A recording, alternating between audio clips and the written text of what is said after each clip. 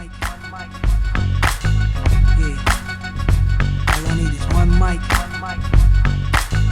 Yeah. All I need is one mic. Hey everybody, welcome back to One Mic, where I watch it so you don't have to. And today I'm here to talk about Season 1, Episode 3 of Amazon Prime's The Peripheral, entitled Haptic Drift. Now, before I get started, normally I will talk about the episode title and what it means at the top of the video, but I think there's a more appropriate place to discuss that a little bit later in this conversation, so I'm going to save that. You know, I normally spend, I'd say maybe 20 to 30 minutes on my notes alone, kind of like organizing them in a way that I think will make the videos flow a little bit better. And I gotta say, I think I probably spent the most amount of time on my notes that I have ever spent doing a video, maybe like a Succession video, but like this is probably the most time I spent. I think I spent like a full hour working on my notes for this video, just because there's so much going on in this show. And that's why I enjoy it so much. It's really cool, it's really fun, it's really engaging, and there's a shit ton to think about. And I think that, you know, when organizing my notes too, the fact that I did a non-spoilery video for episodes 1 and 2 left so much kind of like theorizing and content and things I want to talk about stuck in my brain that I needed to kind of unload all of that in talking about episode 3. But I think that's also because this, you know, in addition to this just being, again, highly enjoyable, highly interesting, really engaging, exciting, interesting, fun, all that good stuff, this episode answered a lot of the questions that I had following episodes 1 and 2. You know, this is an 8-episode season. I thought there was a lot of questions raised in episodes 1 and 2. And mind you, I don't think that this show is overly complex or anything like that. You know, I saw people saying that the first 2 episodes were like too confusing. I felt like the first 2 episodes were actually pretty clear. It's just you got to be paying attention. And, you know, now that I'm doing a spoilery version, I can talk about that a little bit more. So if you were somebody who had some confusion after episodes 1 and 2, I hope this video can kind of help you there. But this episode answered a lot of the questions that I had after episodes 1 and 2. And I kind of assumed that we would get kind of like a drip feed of answers. Like, you know, we get some answer, you know, 1 or 2 here or there, and we kind of would get this information spread out over the course of the season. But now, a lot of those questions were answered. Now I just kind of have new ones, and I think that's pretty interesting. So since a lot of the questions that I had following episodes 1 and 2 were answered in this episode, I kind of want to structure this video review in that way, where I'm going to kind of go, okay, this is the question that I had after episodes 1 and 2. Here's the answer that episode 3 gave me. And we'll kind of like work our way through the episode in that manner. So, and then after that, we're going to do some good old-fashioned theorizing at, well, not quite at the end, because at the end, I'm going to follow that up with just a couple of quick thoughts. So we are mainly going to end with theorizing. And I got some bangers, trust me. So I want to start with Wilf because there were a couple of interesting things that were revealed about him. And I want to start with his name. I don't know if you guys picked up in episodes 1 and 2 that there were times where he was called Wolf and times that he was called Wilf. And this was aided for me because I watched with the subtitles on. So I'm like, wait a minute, this person just called him Wolf. Wait a minute, this person just called him Wilf. Well, we learned in this episode that Wilf is an adopted child. Prior to being adopted, he was named Wolf, which was short for Wolfgang. And at the time of his adoption, he was with Aelita, the child Aelita, which we're going to talk about that at the end in the theory section. We'll talk about that a little bit more. But he was with Aelita, and Aelita was about to get adopted, and she's basically like, if you take me, you got to take Wolf. And the guy's like, yeah, but that's not really the right name for this family. You know, we're like all white, you kind of black. Like, we can't really have Wolfgang. Like, it doesn't really fit with what we're trying to showcase here. What if we just called you Wilfred? And he agrees. Wilf is short for Wilfred, and now that explains why at some point, sometimes he's called Wolf, sometimes he's called Wilf, and now we can kind of understand that. And then the other question that I have, which I just said I was going to talk about in a moment, I think I said at the end, but I meant next, was I questioned the nature of the relationship that he had with Aelita. Like, what happened with them in the past? Why was he so motivated to find her? All that kind of stuff. And then we learned that they are essentially, for all intents and purposes, brother and sister. Like I just said, they were adopted together.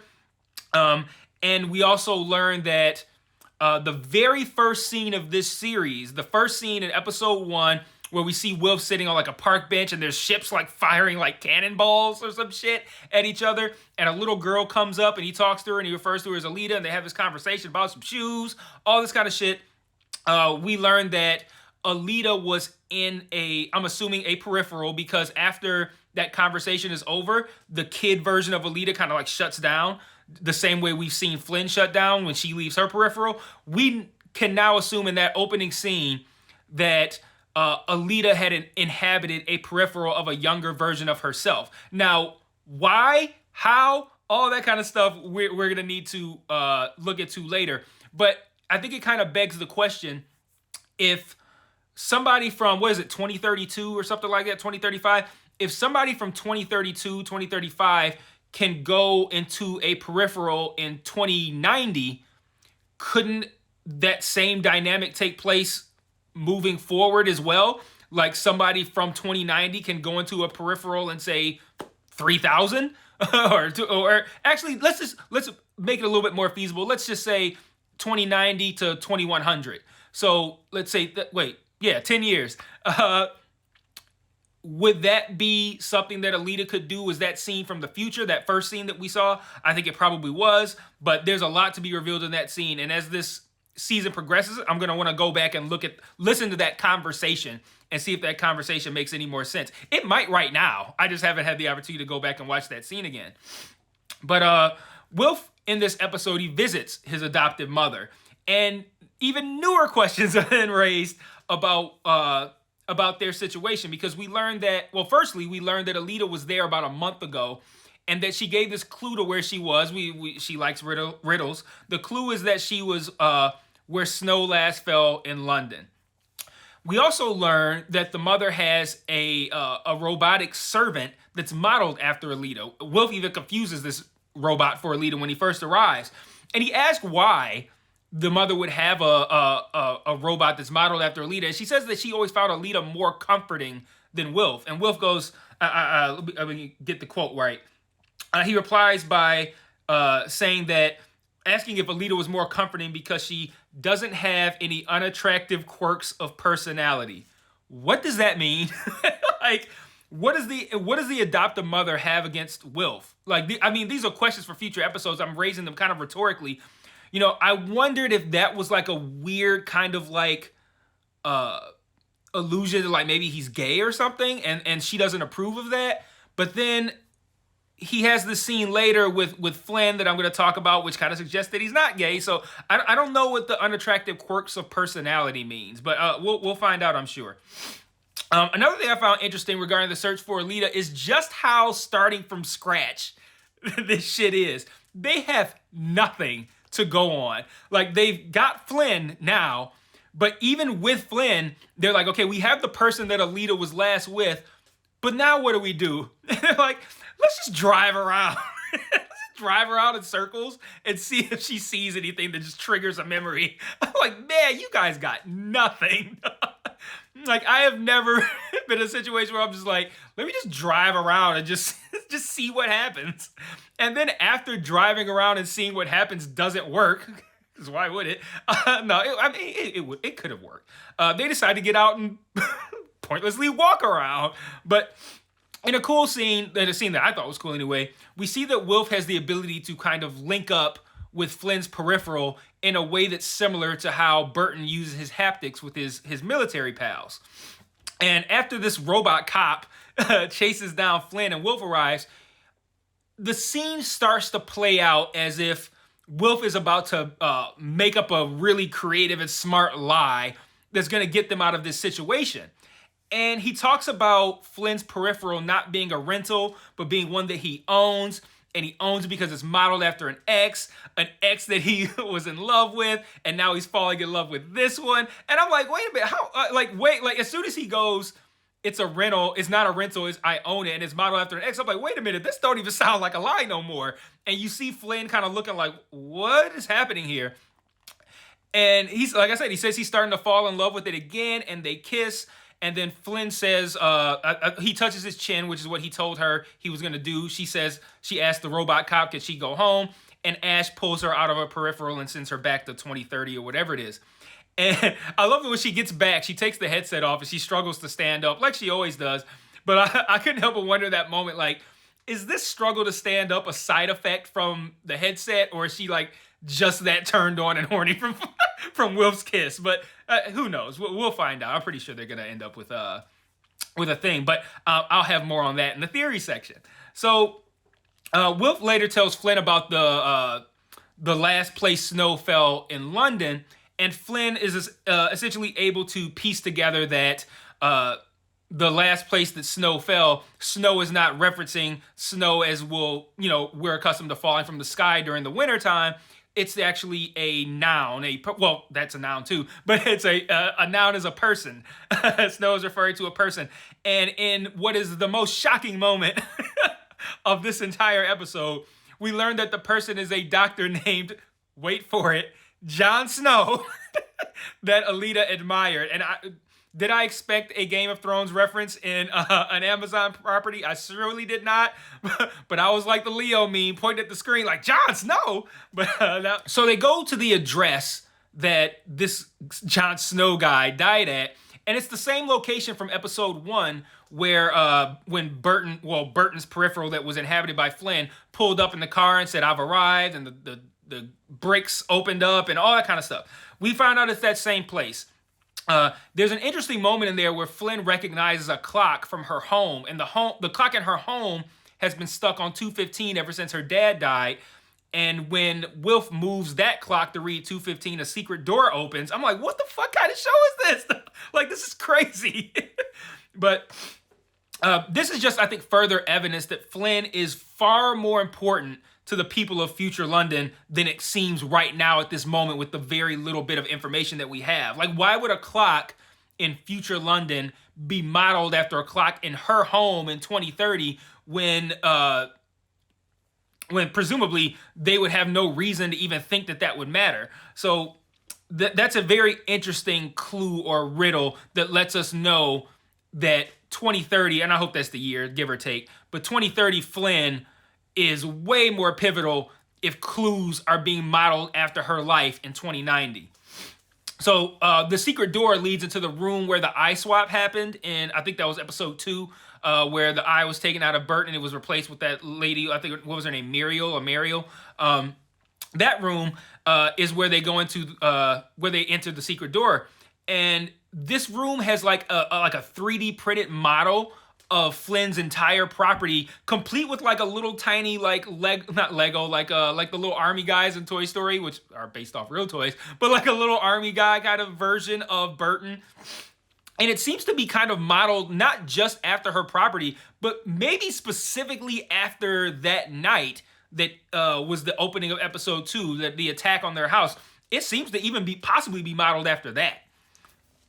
So Wilf finds Aelita's implant, which he pockets before they leave, and I'd say like 99% certain that Aelita left that there on purpose for him to find. And that's somehow going to be like clue number 2. Like, and she's laying out clues that are meant to help Wilf find her without obviously being obvious.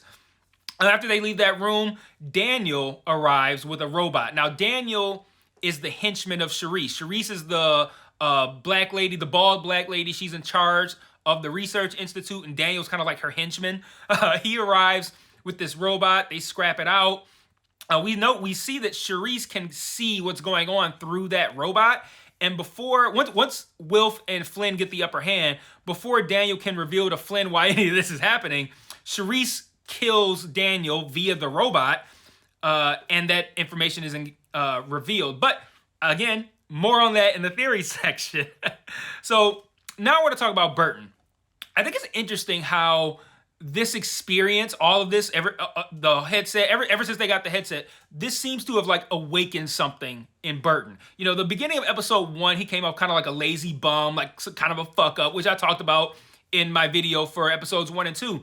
But the attack on the house almost seemed to kind of like not just trigger him to awaken, but show that he's not a bum. He's just somebody who's not doing what he needs to do to feel alive. You know, Connor discussed this with him, like, didn't it feel great to do that shootout?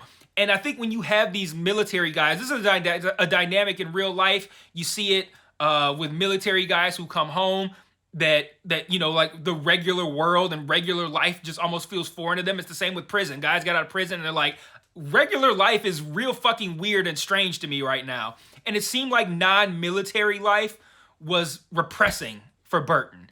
And now that shit's popping off and now he has like, military type shit that he can do, it seems to have awakened him. And I find that to be interesting because, he's now calling the shots on how the 3D printing places ran. And I think I gleaned that essentially Future London bought that place for them and they now own it. And they're like 3D printing guns, I believe. And he wants to make Flynn in charge of this place. But still, he's now calling the shots. And this is even after, this isn't after, but after this, Flynn tells him like, yo, make sure you check in with me before you do anything involving Corbell Pickett. And he's like, cool. And then he promptly does the exact fucking opposite and goes to meet with Corbell behind her back to make this $200,000 a week deal, which I'll be talking about that a little bit later as well. But like, why couldn't he just tell Flynn that plan? Like that to me is an indication that Burton, while he is someone who is not a fuck up, he is probably going to end up being a liability. Flynn retracted a comment she made. I think it was episode 1 or 2, where she says, like, why do you always have to fuck things up? And he looked hurt by that, and she apologized for it. So he clearly has a history of being a fuck up in some manner or another. So for him to go and make this deal with Corbell Pickett behind Flynn's back, it feels like this is the start of Burton fucking up again. And I also have a theory as to why, not why, but how Burton starting to fuck up again could play out. And guess where I'm going to talk about that? You guessed it, in the theory section. Like I said, he responds to Flynn's request to check in with her by doing the exact fucking opposite. He goes to meet with Corbell, and he tells this interesting carrot versus stick story. And the carrot is just, hey, I'll pay you $200,000 a week to leave us the fuck alone. And my immediate thought was, where the fuck did he get that money? But because I think they said something like they were going to pay him, they were sending them $250,000. He's like, as soon as I get that, it's going to, I'm going to lose my Social Security. Then they had the friend win it via the lottery, whatever. But where does he get $200,000 a week? And I'm assuming Future London is going to provide that somehow. But what, they're going to have a different person win the lottery every week? So there is an interesting situation with this money. But that's the carrot. And Corbell's like, well, what was the stick? And Burton then begins to explain how his haptics work. And he tells this story about how he beat the shit out of some guy. He didn't know who this guy was or why he was doing it.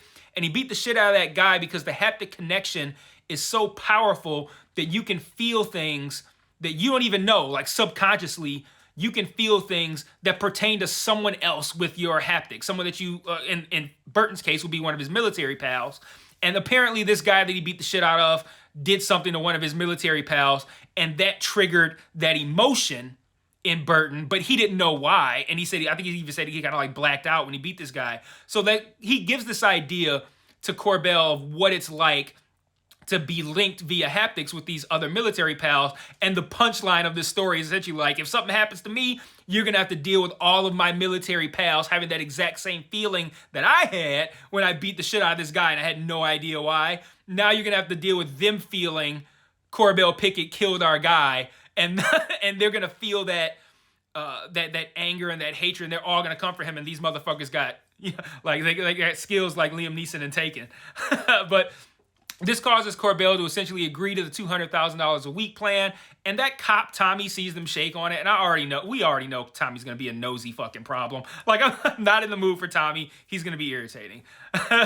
So now that we've seen Flynn experience the link with Wilf in Future London in front of that robot cop, and now we've seen Burton talk about the haptics with Corbell, they now discuss what it feels like with each other. And that's where we can now talk about the episode title, Haptic Drift. Burton says essentially that to an untrained individual, that linking, that sharing of souls can be confused with the feeling of love. And he says that dynamic is called haptic drift.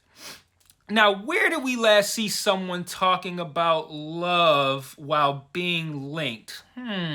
Oh, right. I'll be talking about Wilf and Flynn in the theory section.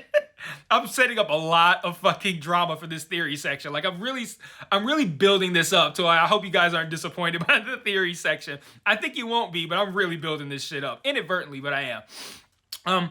Real quick before I get to the theory section, which is next, after this one little piece that I want to talk about, we get this backstory at the beginning of the episode that shows Corbell, Pickett, and Jasper in the past when Jasper was a kid. And there's this whole story of these guys who are his enemy for whatever reason, we don't know. And he's tricked out their trucks to make them have all kinds of presumably illegal shit attached to them. And he's like, yeah, go ahead, try it out. They hop in, and they're essentially trapped in the car. He set it up to where they can't get out, they can't start it, the bulletproof windows obviously can't be shot out. And he says it's a hot day, it's gonna get up to, I think he said 140 degrees in what did he say, like an hour or something like that. He's essentially gonna cook these guys. And he's essentially raising Jasper to do the same thing. And real quick side note, I mentioned that I recognize the actor who plays Wilf from The Deuce. In this episode, I finally figured out how I recognize the actor that plays Jasper. He was also on The Deuce. He played like a bartender who I believe he was gay, the bartender. Yeah, he was gay.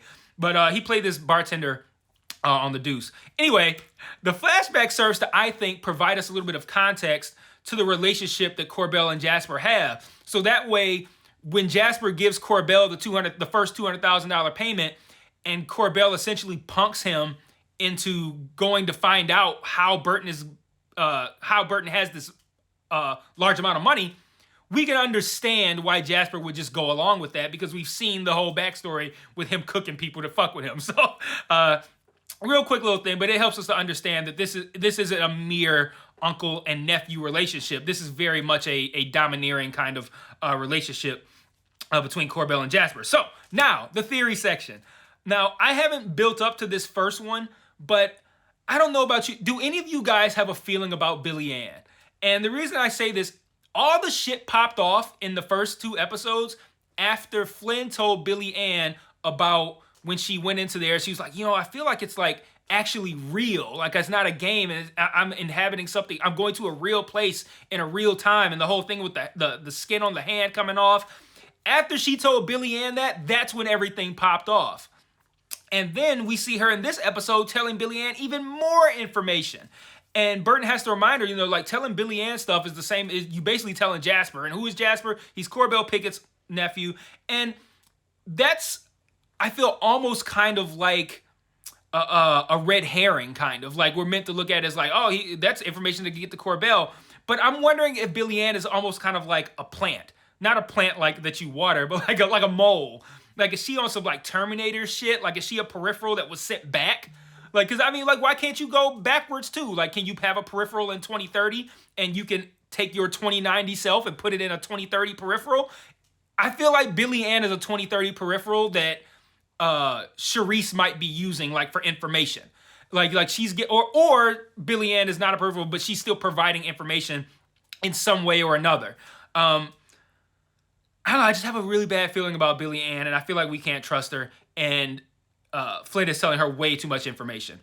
But I'm gonna, when I get into this next theory, it's gonna explain exactly why I think Billy Ann is working with or is a vessel for Charisse in 2030. But I want to get real quick. I want to get back to this Flynn and Wilf situation in Future London. Flynn mentions to Wilf what Aelita said to her when she was in Burton's Peripheral in episode 1 about, it was something like, how would you feel if I told you were going to die in 10 years? That whole situation. And I wonder if this is the event, the dying in 10 years, if this is the event that makes it so that 2090 Future London, when they say that they don't really have a clear picture of what happened to their version of Flynn, they say like after an event, things get kind of unclear. And she's like, what event? And they don't answer. I wonder if it's that, in 10 years when somebody dies, if I was to tell you that, what would you do? Like, I wonder if that's the event. And before I even get further into that, when Aelita posed that question, she was talking to a peripheral that looked like Burton. Like, would she have known that Flynn was actually in that peripheral? So when she says, like, what if I told you to die in 10 years? Is she asking Flynn or is she asking Burton? Like, does she think that that's Burton in there? Yeah, like I wonder if maybe in 10 years Burton dies, and that's what sparks whatever event that happens or whatever chain of events that happens again that makes future London's version of Flynn what makes her outcome a little bit unclear.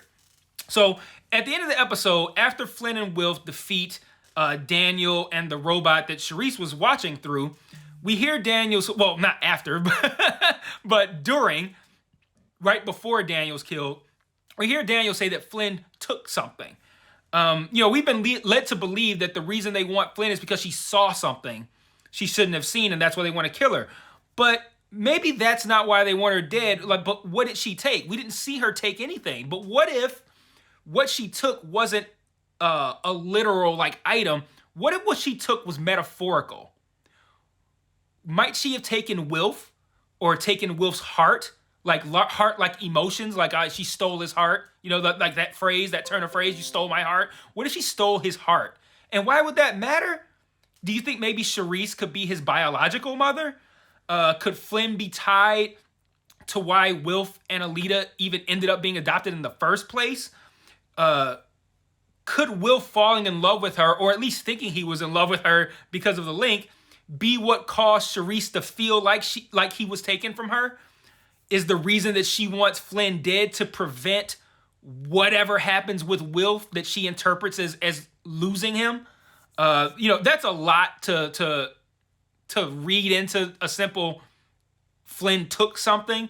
But I feel like we know that she didn't take a literal object, so she had to have taken something metaphorically.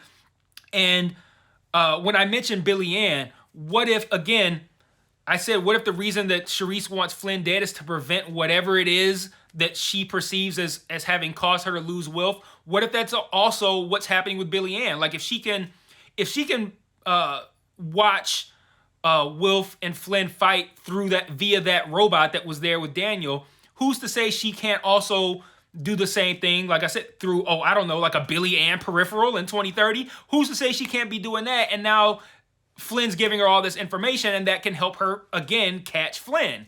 Or, again, maybe Flynn's telling Billy Ann, and maybe Billy Ann is telling Charisse or whatever. But that's my hot take, is that Billy Ann is some sort of plant or mole or something, and she is in some way tied to Charisse and is working with her or whatever, and that Flynn, what she took is Wilf in one way or another, either a literal sense, an emotional sense, whatever. That's my big theory.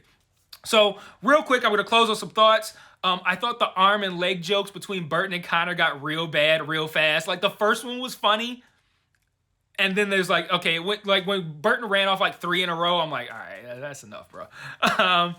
There's an interesting moment about Flynn about Flynn's peripheral being kept in a box, because where else would you keep a thing? And I think it's interesting that her body in future London is treated like no different than like a hat or a pair of shoes, especially if Flynn holds some sort of meaning to them, like actual Flynn, like their Flynn. Why would they just box up this other version? But again, if this is a version that Wilf owns, and it's tied to some sort of emotional trauma, maybe he boxes her up so it's easy for him to not have to deal with those memories. Who knows? And there's a C-plot story here where Charisse goes to personally handle someone named Grace Hogarth. I think she believes that Grace, when she was a former roommate of Aelita's, that she must have provided whatever information triggered Aelita to feel like she wanted to do the break-in that we see in episodes 1 and 2. And I don't think that this aspect of the story is really that important, but I think it's really just meant to illustrate the power that Charisse has within that world. We see her when she has this conversation with Daniel about why he's taking so long to kill Flynn. We see her kind of like she can make the floor disappear, and then she walked across it, and then we see her manipulate these hornets. And she said I put pheromones in the tea, but putting pheromones in the tea isn't gonna just draw 3,000 hornets to the outside of this greenhouse. She manipulates the hornets as well, and this godlike control she has over this world. I think that's really all this was meant to illustrate. So, man, what a dense episode. Lots to discuss. Let me know what you thought of the episode. Let me know what you thought of my theories and my thoughts in the comments. I will see you guys next week for episode 4, and until then, peace.